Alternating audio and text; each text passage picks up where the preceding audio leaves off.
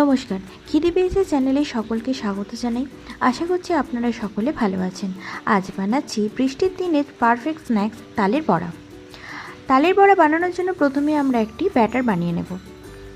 প্রথমে ব্যাটারটিকে বানিয়ে নেওয়ার জন্য 1 কাপ ঘন তালের রসের সঙ্গে মিশিয়ে নিতে হবে আধ কাপ সুজি, 1 কাপ ময়দা আর 4 ভাগের 1 ভাগ চালের গুঁড়ো, সামান্য মৌরি আর 1 চিমটে লবণ।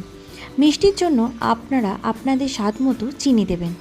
এরপর অল্প অল্প জল দিয়ে ব্যাটারটি বানিয়ে নিতে হবে। ব্যাটারটি ভালো করে ফেটিয়ে নিয়ে 10 থেকে 15 মিনিট ঢাকা দিয়ে রাখতে হবে।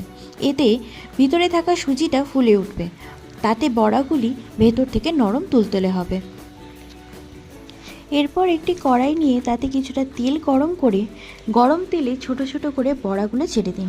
কম থেকে মাঝারি আঁচে লালচে সোনালি করে ভেজে তুলে নিলেই তৈরি মুচমুচে তালের বড়া। বাইরে বৃষ্টি পড়ার শব্দ আর পাতে মুচমুচে তালের বড়া, সন্ধেটা কিন্তু জমে যাবে। এই রকম সহজ রেসিপি দেখতে খিদে পেয়েছে চ্যানেলটিকে সাবস্ক্রাইব করে রাখবেন। আপনাদের আজকের ভিডিও কেমন লাগলো কমেন্টে জানান। ভালো লাগলে একটা লাইক করে দিতে ভুলবেন না।